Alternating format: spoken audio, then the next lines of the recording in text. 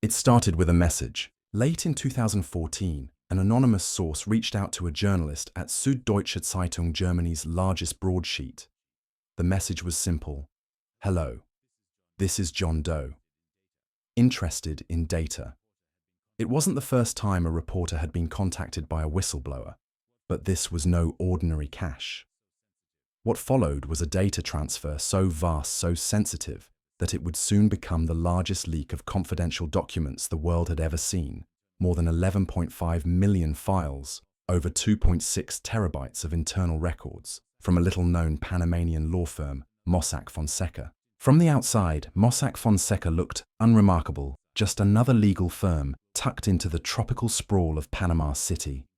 But from the inside, it operated like a global concierge for the rich and powerful, creating thousands of shell companies, trusts, and offshore vehicles designed to do one thing: make money disappear. Hidden behind fake directors, anonymous accounts, and jurisdictions with little to no transparency, these shell entities weren't just used to hide wealth, they were used to shield criminal behavior.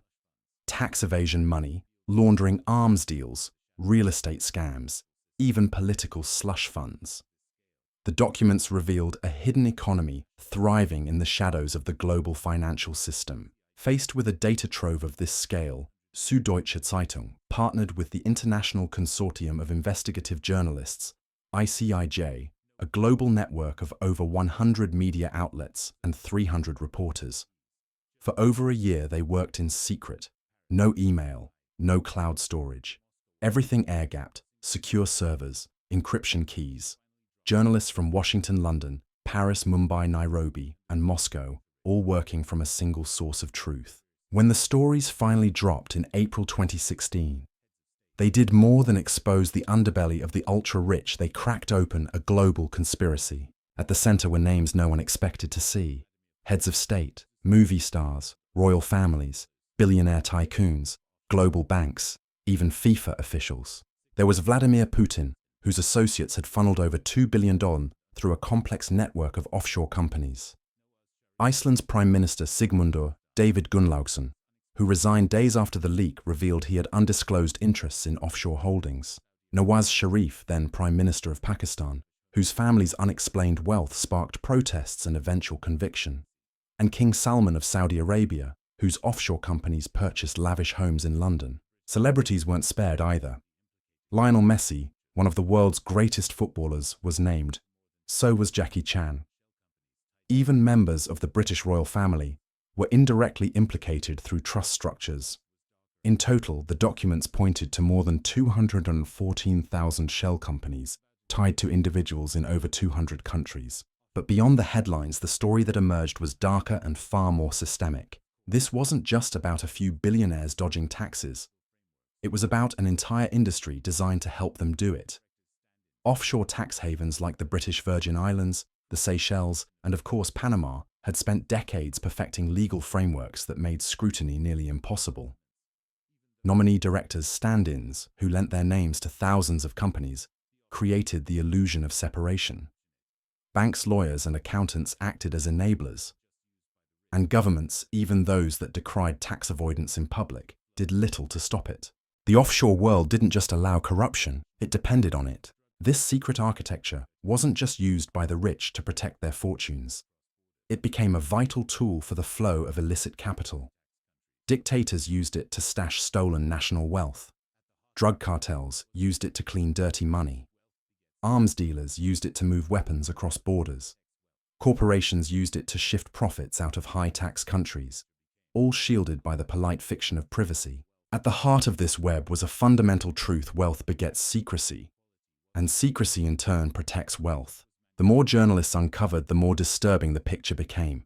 In a world where 8 men controlled more wealth than the bottom half of humanity, the Panama Papers showed how inequality wasn't just a product of markets. It was manufactured, maintained, and metastasized through legal loopholes and financial smokescreens. But what made the leak truly explosive was the scale of complicity. Global banks including HSBC, UBS, and Deutsche Bank had helped thousands of clients set up offshore accounts, despite international pledges to crack down on money laundering. Law firms, many based in London and New York, provided the paperwork. Politicians who had once railed against tax evasion were found to have personal offshore interests. Regulatory agencies were underfunded, understaffed, and outmatched, and international efforts to create tax transparency, like the OECD's Common Reporting Standard, had gaping loopholes. The Panama Papers pulled back the curtain, but they didn't collapse the system. In fact, Mossack Fonseca wasn't unique. It was one of hundreds of such firms. And for every shell company shut down, another appeared, this time in a different jurisdiction, with a different name under a new layer of secrecy. John Doe, the anonymous whistleblower, issued a statement after the leak. They wrote, "Income inequality is one of the defining issues of our time. It affects all of us. The Panama Papers show how deep the roots of corruption go. The problem lies in the system itself." For the first time, the public could see the machinery of elite wealth preservation laid bare. The news exploded across every headline, across every continent. April 3rd, 2016, the day the world saw behind the curtain. Within hours of the Panama Papers going live, shockwaves rippled through governments' boardrooms and billionaire estates. In Iceland, thousands poured into the streets of Reykjavik, banging pots and pans in protest. Their Prime Minister, Sigmundur David Gunnlaugsson, was exposed for holding an offshore company with interests tied to the country's collapsed banks. He resigned just days later. In Pakistan, Prime Minister Nawaz Sharif came under fire for the offshore assets listed under his children's names. The scandal sparked a constitutional crisis. After months of legal wrangling, Sharif was disqualified from office by Pakistan's Supreme Court and later sentenced to prison. In Argentina, President Mauricio Macri faced scrutiny for his involvement in offshore companies, though he denied wrongdoing and faced no legal action. Around the world, dozens of politicians, CEOs, and business elites scrambled to explain, deny, or spin their offshore connections. Some pleaded ignorance, others claimed technical legality. But beneath the fog of excuses, one thing was becoming clear: these schemes were not the exception. They were the infrastructure of wealth. Despite the volume of outrage, only a few paid a price. By 2023, fewer than 10% of the high-profile individuals named had faced serious legal consequences. Mossack Fonseca itself was raided, its founders arrested in Panama and Germany, but no high-ranking executives from the client side saw jail. In most countries, investigations stalled. Prosecutors hit jurisdictional walls. Politicians deflected. The media cycle moved on. The real cost, however, was paid by those who brought the truth to light. In Malta, investigative journalist Daphne Caruana Galizia had used the Panama Papers to expose the offshore dealings of top officials in her country, including those close to Prime Minister Joseph Muscat. On October 16, 2017, Daphne was murdered in a car bomb attack outside her home. Her death shocked the world and led to massive protests across Malta. Investigations implicated government insiders, business elites, and a culture of deep-rooted impunity. Her final blog post ended with 6 chilling words: "There are crooks everywhere you look." In Russia, journalists who reported on President Putin's inner circle faced state-sponsored harassment. Several fled the country. Others were silenced. The Kremlin dismissed the Panama Papers as a Western propaganda tool, an attempt to undermine Putin's popularity.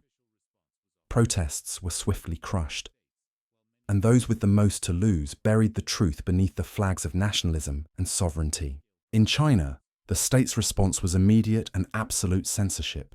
Social media mentions of the Panama Papers vanished overnight. News websites were scrubbed. Editors were warned. The leaks had revealed offshore holdings tied to several members of the Politburo Standing Committee, including family members of President Xi Jinping. The state-run press ignored the issue entirely. Even in democratic nations, the official response was often muted. In the United States, while many of the individuals named were foreigners, attention quickly drifted.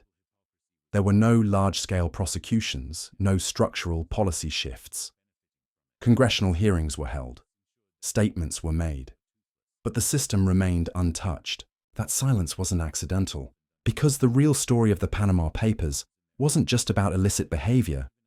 It was about what was legal. The offshore world thrived not because it was hidden from governments, but because it was enabled by them. Jurisdictions like Delaware, Nevada, and South Dakota had become havens in their own right, offering secrecy, low taxes, and anonymous ownership under the guise of American legitimacy. And so global hypocrisy was laid bare. Western nations condemned offshore secrecy while quietly benefiting from it. Lawyers and lobbyists ensured that new regulations were toothless. Tax treaties were diluted. Transparency laws were softened under pressure. The rich had rewritten the rules in their favor, and now even after being exposed, they were still playing the game. Meanwhile, the ICIJ continued to investigate. They built searchable databases. They cross-referenced the Panama Papers with other leaks, like the Paradise Papers, FinCEN files, and Pandora Papers, revealing patterns that spanned decades and continents. They connected the dots between oligarchs' trust firms and shell corporations, between real estate empires in London and bank accounts in the Caribbean, between campaign donations and anonymous donors, between public wealth and private theft. The findings were damning, but the resistance was systemic. Power protects itself. The offshore economy wasn't a bug, it was a feature. A $32 trillion feature by some estimates. That's the scale of wealth believed to be hidden in offshore accounts globally, more than the GDP of the United States. This money isn't sitting in duffel bags in vaults. It's being reinvested into real estate, art, political influence, hedge funds, and corporate assets. All invisible, all untaxed, all protected. And yet most ordinary citizens never even realized it. Because the offshore world doesn't just hide money. It hides accountability. It creates the illusion that governments are broke, that public services must be cut, that deficits must be slashed, when in reality, the money is simply elsewhere. Protected, sheltered, hidden behind trusts, nominee directors, and complex financial instruments engineered for obfuscation. In this twisted global casino, the winners never leave the table. The Panama Papers were a mirror held to power. And for a moment, the world looked. But in the months that followed, as headlines faded and attention drifted, that mirror was quietly turned away. Offshore finance doesn't happen in a vacuum. It's not a rogue operation run by a few shady characters in tropical jurisdictions. It is a professional, institutionalized, deeply embedded network, a global infrastructure maintained by some of the world's most respected firms and institutions. The real power behind the Panama Papers wasn't just Mossack Fonseca. It was the system that allowed them to flourish. Banks, for example, were central. According to the leaked documents, more than 500 banks, including HSBC, Credit Suisse, UBS, and Société Générale, helped set up over 15,000 shell companies through Mossack Fonseca alone. These weren't one-off clients. They were partners, facilitators, referrers, and the banks didn't stop there. Many actively coached clients on how to avoid regulations. They offered packaged services, ready-made corporations, nominee directors, mailing addresses, and bank accounts.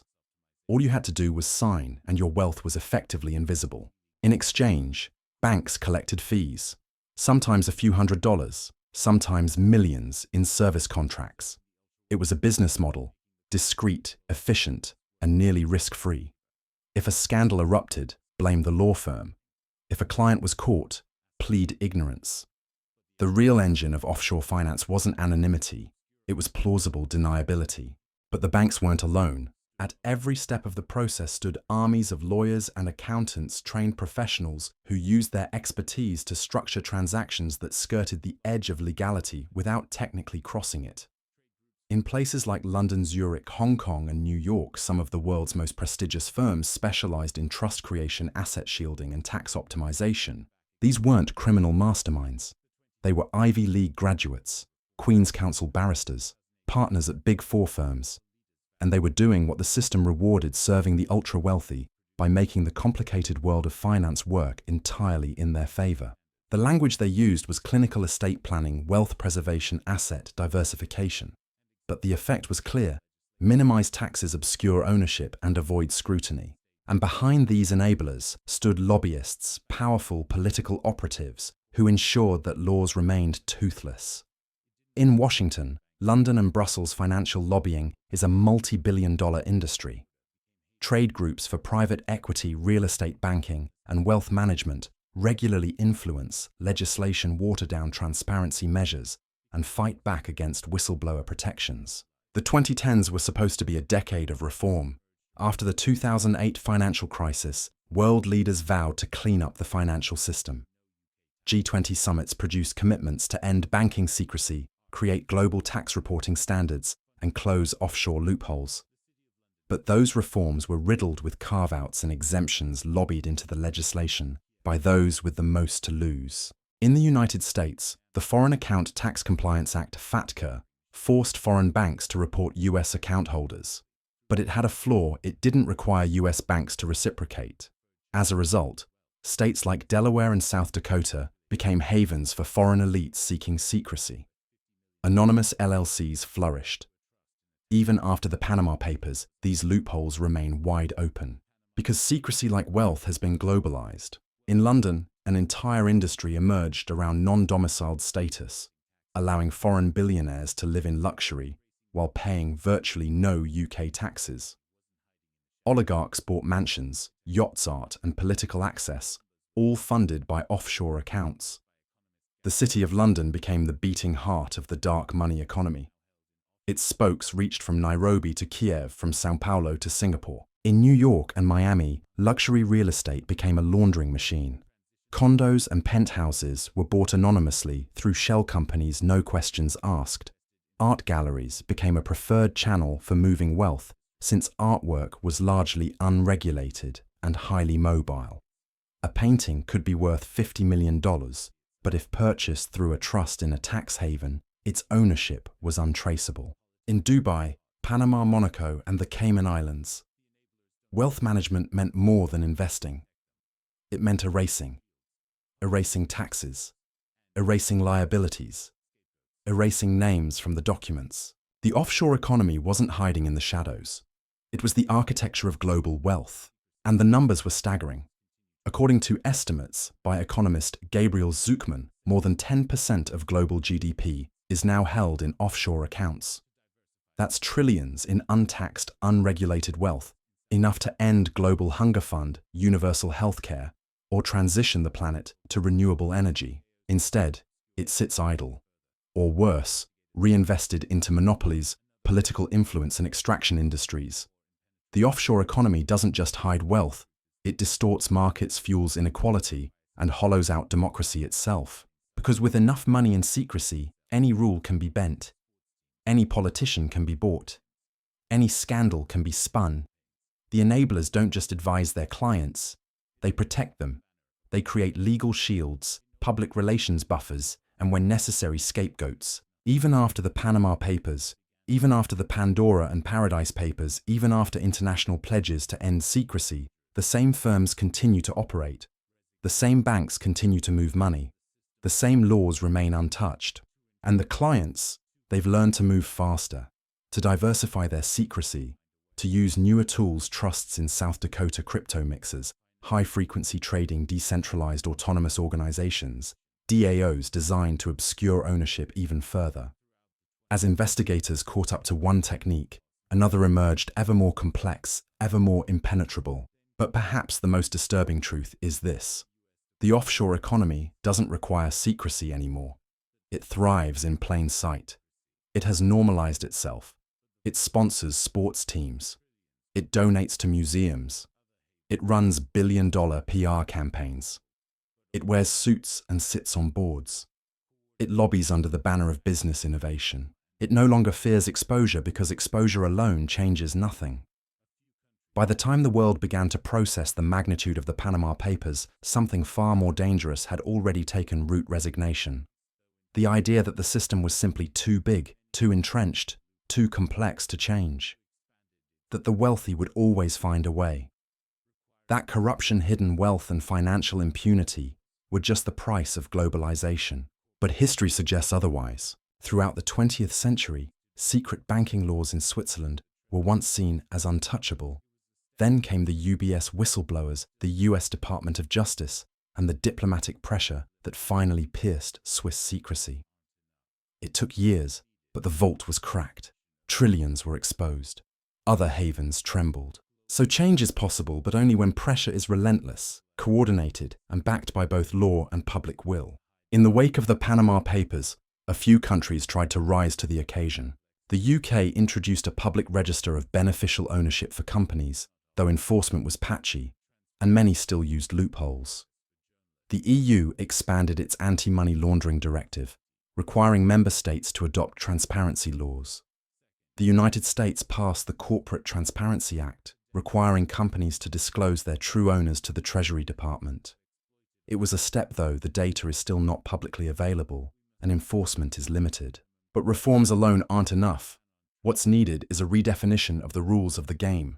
First, we need global beneficial ownership registries, centralized databases that make it impossible to hide behind shell companies, nominee directors, or complex trust structures. Transparency must be standard, not optional. And that transparency must come with access for journalists, regulators, and civil society, not just for closed-door government use. Second, tax systems must be rebalanced.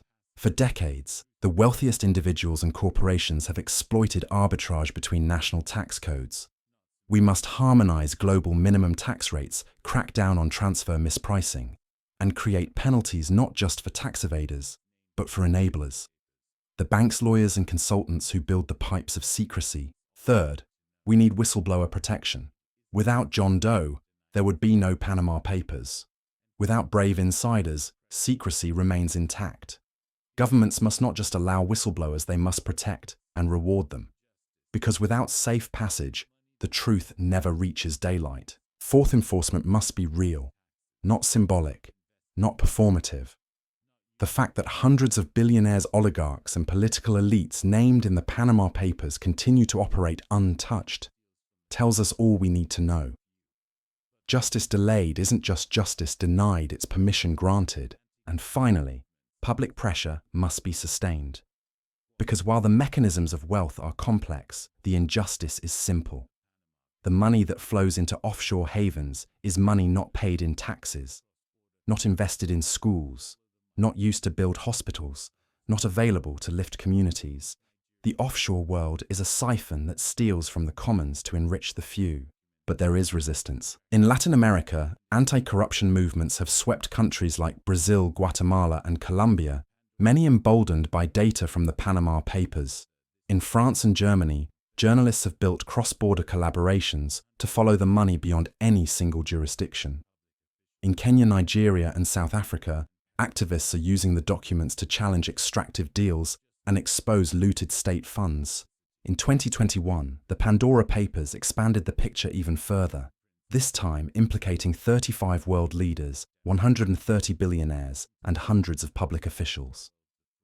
Together with the Panama and Paradise Papers, they've built a map, not just of corruption, but of complicity, a blueprint of power's hiding places. But blueprints are only useful if they lead to construction or demolition. If we continue to allow the offshore world to thrive, we aren't just enabling tax avoidance.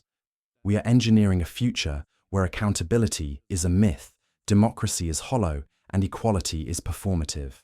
We are telling every citizen that there are two systems, one for them and one for the powerful. That system is not sustainable, because when citizens see that elites pay nothing while they shoulder the burden, trust breaks. When public institutions are starved while private jets roam free, legitimacy erodes. When journalists are murdered for exposing the truth, the cost becomes unbearable. So the question is not whether we can act, it's whether we will. The Panama Papers weren't just a leak. They were a lens showing us how far we've drifted from the idea that rules apply equally to all. They reminded us that wealth without accountability is power without restraint. That secrecy is the oxygen of corruption.